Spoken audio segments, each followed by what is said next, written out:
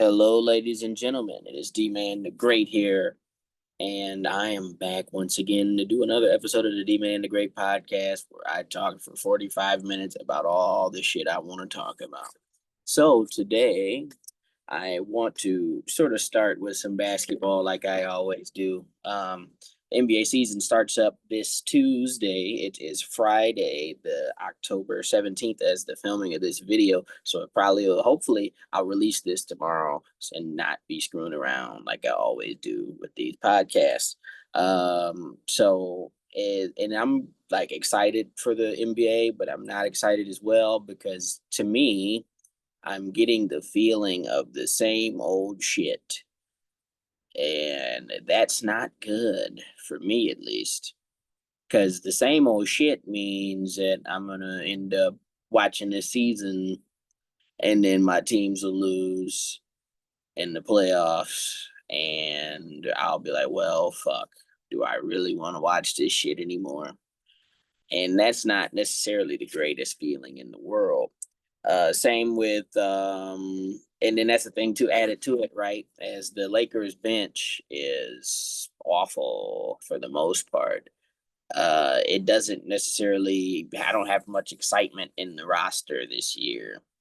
Aiton's not. I don't know if we'll see if what Aiton and all them do when the real season started. Because you know how NBA players they want to be too cool for school and not give a fuck until it's time to give a fuck, and then it's like by the time you give a fuck, it's too late. And then with that LeBron being out for the first few weeks of the season, being like the first season opener he's ever missed and all that type of shit, honestly, it's a little bit irritating, but it's like, can I really be mad at somebody who's done 22 of them? Exactly. So, it's not necessarily looking great for the Lakers. Then on the other side of the spectrum, my Cleveland Cavaliers, they're looking roughly the same as last year. They still should be a top seed in the East. Hopefully, the addition of Lonzo and having that backup point guard because we needed a point guard in the playoffs, especially. But the thing is, Lonzo he's like the least reliable guy, period. Right. So, and I don't want to be like Lonzo is shit. He's not bad. He's just not reliable because he's never played. And as a Lakers fan, I know all about this. So it's like Lonzo is not the guy to rely on to be consistent. And it's like if something will happen to him and then we won't see him for a year, you know? So it is what it is with that. So I'm not really thinking we're gonna win the championship either. And then the other teams, I don't really like them. I don't think they're good enough or deserve to win the championship, but it looked like they might be there. It might be just another Oklahoma.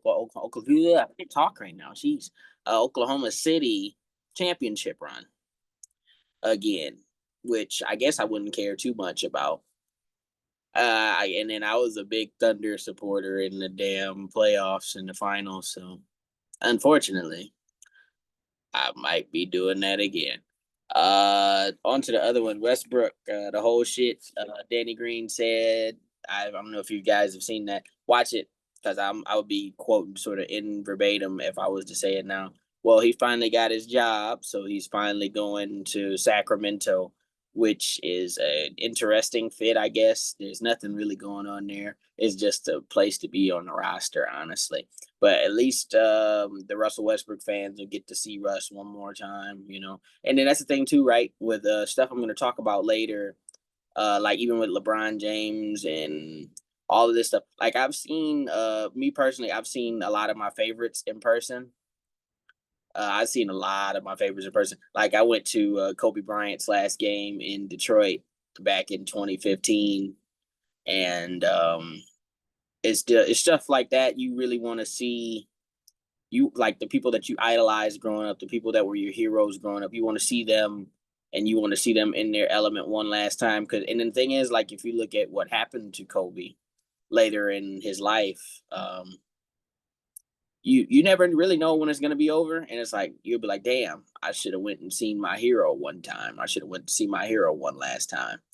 And it's like, and then actually to transition with that, from basketball to wrestling, like I'm gonna probably go see LeBron James a couple more times actually, while before he retires, and I don't know when he's gonna be like, oh yeah, it's over. So it's like could be next year, could be this year, but it's like, oh, I went to see LeBron when he came to Detroit. Oh, I went to see LeBron when this or that, right? So like looking at next year's tickets, it's like, oh, this might be the last time I see LeBron. I might want to drive to Cleveland from where I'm at to see LeBron one more time. You know, you never know when somebody's going to call it. You never know if they're not going to be playing on that next trip or any of that type of thing.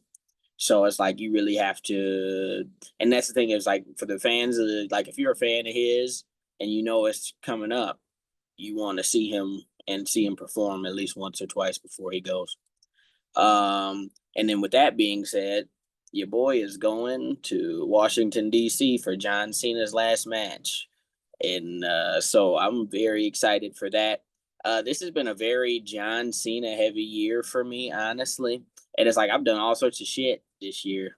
I didn't necessarily realize it until later on that this is one of my better years as far as year highlights. Like I've done so much stuff this year and I've been a bit more active than I normally am. Because the thing is, I locked in so much during the mid July, June, July, August that I almost forgot that I was really having a stellar year. Like I've gone to multiple wrestling shows. I went to the Royal Rumble. I went to a SmackDown. I went to AEW Dynamite. I went to AEW All In. And I'm gonna go to fucking Saturday night's main event at the end of the year. So it's like I seen multiple pay-per-view events, multiple televised shows, um, and then added to it. It's been quite an entertaining because it's like it's been a real transition year, I should say, for everything.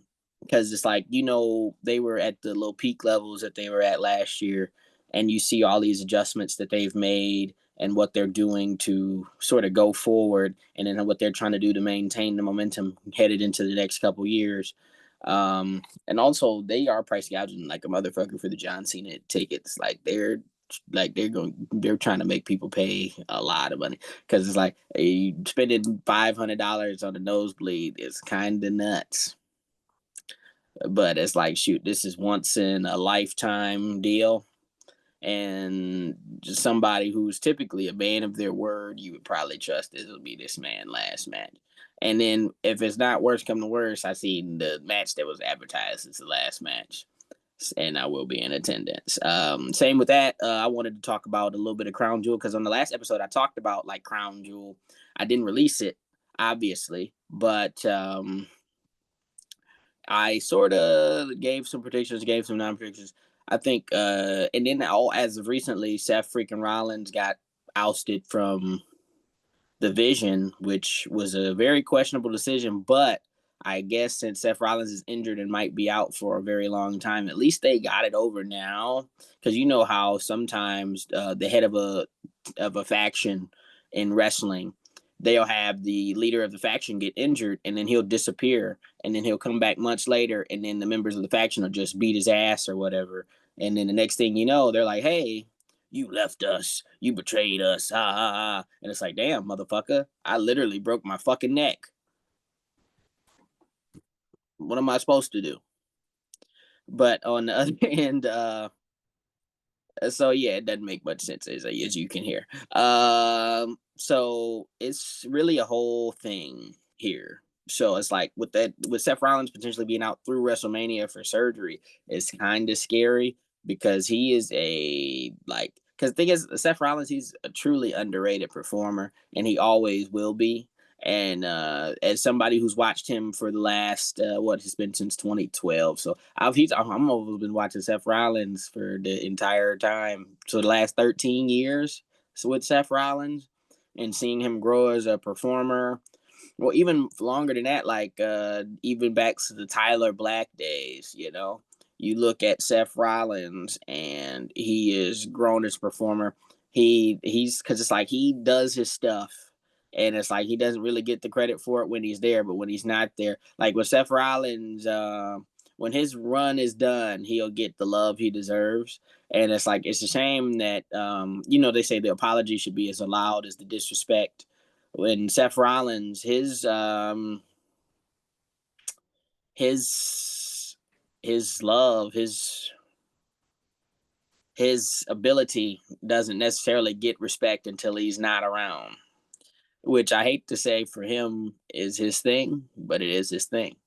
Um, and then that's the thing too, right? It's like it's a shame that I have to go and do a John Cena, Kobe Bryant retirement tour to get the love I deserve for people to admit that they love me. And it's like it's really hard to get those respect, to get that last little bit of respect that I asked for or deserved, you know. And then on to other matters. AJ Styles is gonna be out of here soon, and then his match with John Cena was phenomenal at the Crown Jewel. And it's like, man, John Cena is out here having almost five-star matches every week, every month, and then they wasted their shit on Brock fucking Lesnar.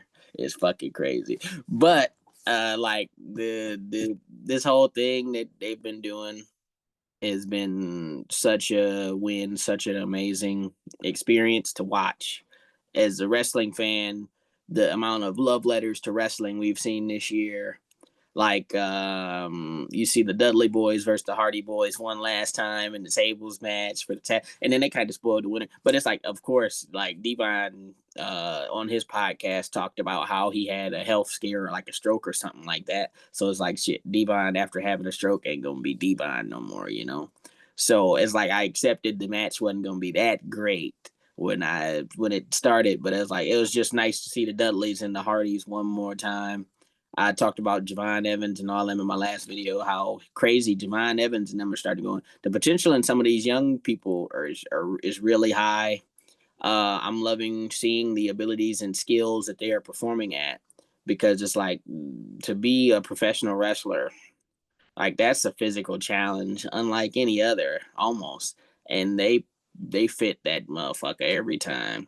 And then on to another thing. I want to jump on the football a little bit. I'm kind of speed running this episode here because it's like this is I'm only 17 minutes in and I'm already like 66% through the damn topics that I was supposed to talk about.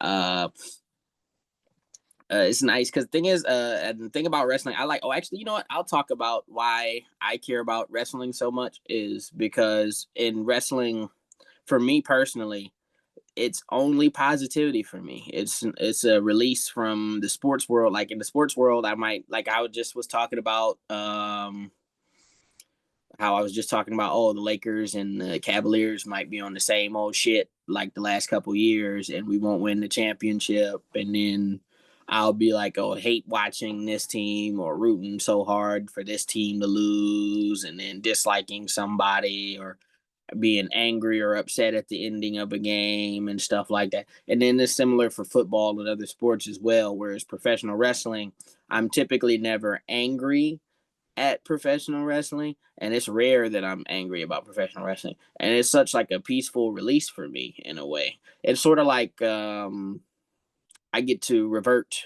to, because it's like I'm a fan of everyone in a sense, right? Because it's like there's no wrestlers that I'm like, oh, that guy sucks, I hate him. Like it's not, it's like because like in I'm a fan of them being, because it's like I know what it takes. I don't know. I just can't say I know what it takes because I haven't been a wrestler as far as WWE and all of that shit and all the traveling and all of that shit that they have to do. But it's the performers themselves knowing somewhat of their capabilities and hoping for them to get the right creative, the right storytelling so they can prosper. And because the thing is, like, there's so many legends of wrestling. Everybody has if you into the wrestling space in the major mainstream, you will get a following, you will get support, you will get love, unlike anything in this planet. And it's like I see these people doing all this stuff, right? And it's like it's quite amazing to see how much people love Rhea Ripley, how much people love Io Sky, how much people love Liv Morgan, how much people like how many people love the women, how many people love the men. Like it's like a love fest in a way. It's really special. There's nothing like professional wrestling. Because it's like I could go to an NBA game, could go to a football game and have some moments where I'm like, yes, that's awesome, right?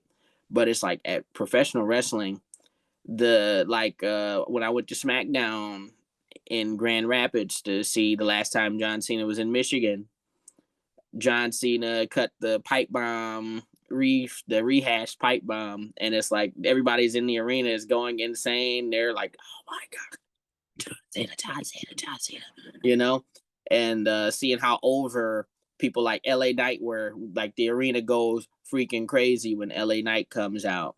The people get to barking when Braun Breaker comes out and he does his barking, you know, and it's like there's nothing like this. It's like it's really truly like there's it's like euphoria almost in a way. And then the thing is too, now I don't know if I'm bragging a little bit, but it's like there's stuff that people do on TV, and it's like I try to engage with it and get the rest of the crowd to engage too sometimes, because it's like they'll do the boo yay, the or the yeet, the Jey Uso yeet and all that, which is you know what, I didn't necessarily understand it from somebody who watches at home, but when you yeet in real life, like what he does the run it back, that is exhausting. Like that was tiring because you want to yeet the whole time and do the whole yeet thing, and it's like, man, how long are we gonna yeet? I'm ready to stop yeeting, but it's like you gotta yeet till the end of the yeet because it's like how many times you gonna come out the house and yeet. So, but like I said, wrestling, being in that environment, being in that atmosphere is phenomenal. And they really, wrestling as a whole, like even in AEW, going to AEW shows, like the atmosphere for wrestling is unbelievable.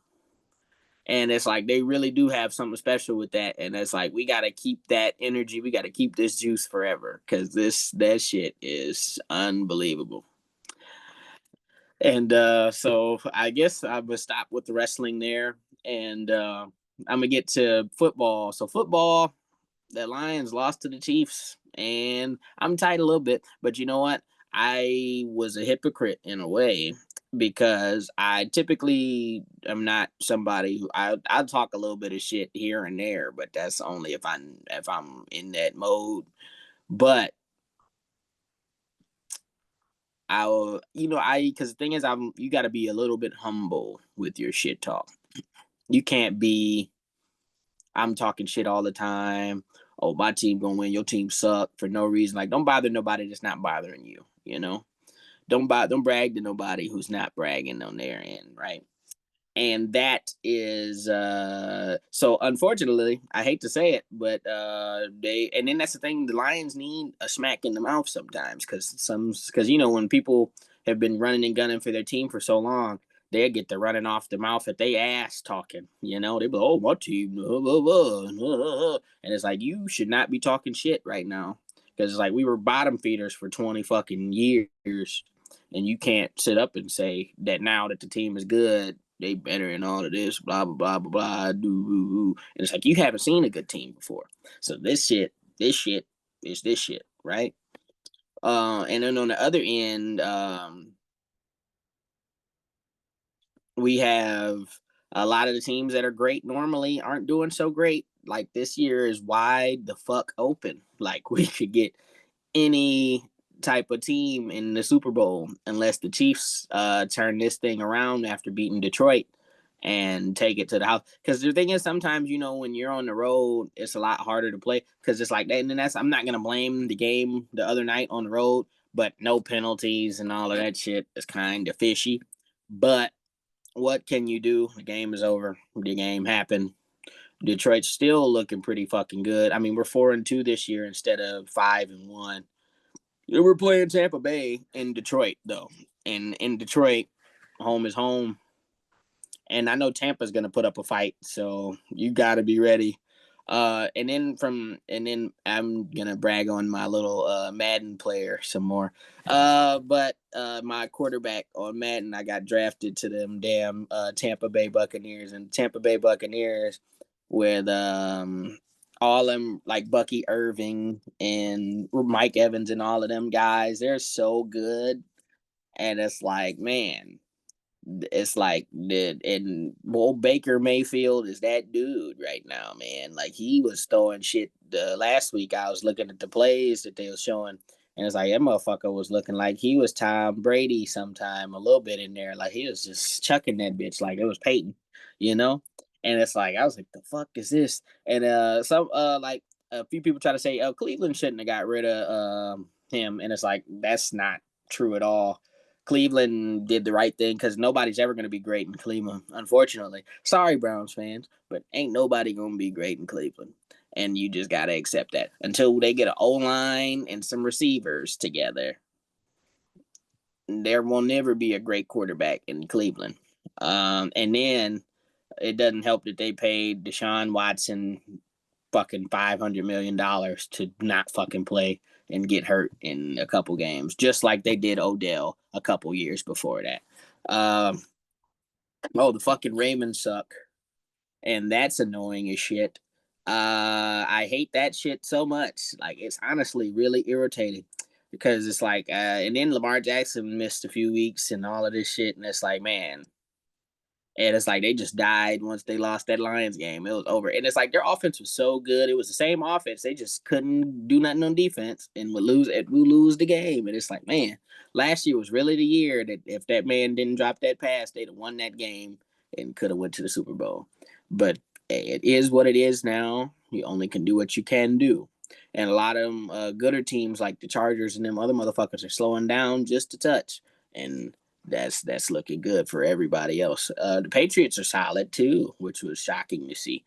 I didn't expect for them to be this solid this early, but it's good because I was like, I've been waiting for them to kind of be okay the last few years.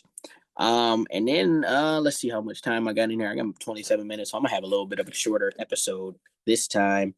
So I want to talk about Peacemaker. Peacemaker, and then now I'm gonna try to chill with the John Cena glaze. I don't know if it's John Cena glaze or what, but Peacemaker is honestly, after watching the first two seasons of Peacemaker as they occurred, honestly, Peacemaker might be one of my all-time favorite shows now at this point.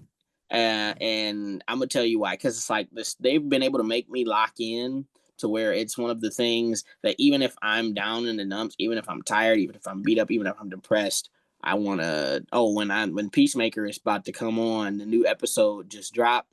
I'm like, oh, I gotta get home and watch Peacemaker. Oh, I gotta wake up and watch Peacemaker in the morning. And it's like it's like, man, that's really a remarkable thing, especially in 2025. Everybody likes to do that damn streaming shit so much. And I was like, what the fuck is that? Like, oh, I'm gonna watch it all in one day. And it's like, I'm a man with a life. That streaming shit is not like, oh, I'm about to sit and watch 20 hours of TV in one day. That's not conductive to anything. You're telling me you're about to sit and do nothing and watch a TV show for 10 hours straight?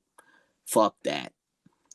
And I might sound a little bit judgmental to say that, but that shit is ass.